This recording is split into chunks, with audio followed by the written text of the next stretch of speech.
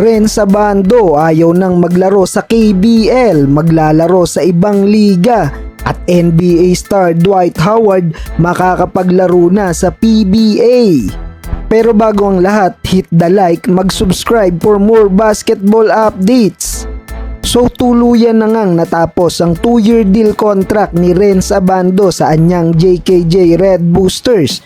At mukhang nag-aantay pa ngayon ng mas malaking oportunidad si Abando. Ngunit narito ang ilang detalye sa naging negosasyon nila kay sa anyang. Matatandaan ang paglabas ng ilang rumors na gusto nang bitawan ng anyang Red Boosters si Kabayan. Marahil nabuo ang desisyong ito ng Red Boosters dahil sa hindi inaasahang nangyari kay Lakay. Nagtamo kasi ng malalang injury si Kabayan at nawala halos kalahati ng season sa KBL. At ang ilan pa sa mga coaches ng mga KBL teams na maagang nalaglag sa playoffs ay tumungo overseas upang makapaghanap ng imported players at Asian quarter players. Isa na dyan mismo ang head coach ng anyang Red Boosters na si Kim Sang-sik. Nakatakda na rin ang plano ng scouting team ng anyang na dito tumungo sa Pilipinas para makahanap ng bagong Asian player. Pero mukhang bigo pa rin ang Red Boosters na makahanap ng kapalit ni Lakay. Ayon sa reports, 3 meeting ang naisagawa sa pagitan ng kampo ni Renz Abando at anyang JKJ. Max contract ang offer kay Abando para muling bumalik sa Red Boosters. Pero si Kabayan na ang mismong nag-opt out sa offer na yan. Mukhang nagsisisi na ang anyang sa ginawa nilang pagbitaw sa ating kababayan. Plano ngayon nila kay na maghanap ng better opportunity sa ibang liga at consider na sa Taiwan P+ League o Japan B League ang landing ni Renz. Well, abangan natin kung saan bang liga mapupunta si Renz Abando.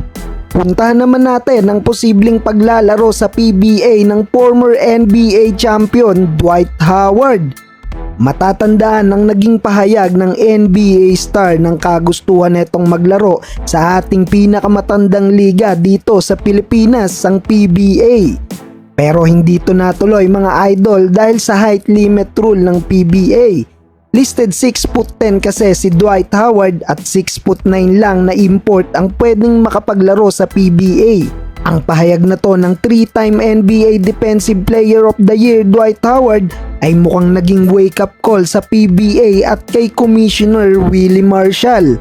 Dahil sa darating na next Commissioner Cup ay magkakaroon na ng malaking pagbabago dahil tuluyan nang tinanggal ang import height limit sa PBA. Dagdag mo pa na pwedeng 2 import na rin ang maglaro sa iisang kupunan. Isa pa sa sinabi ng former LA Lakers center na ang isa pa nating naturalized player na 6'10'11" na si Andray Blatche ay gustong gusto rin makapaglaro sa PBA.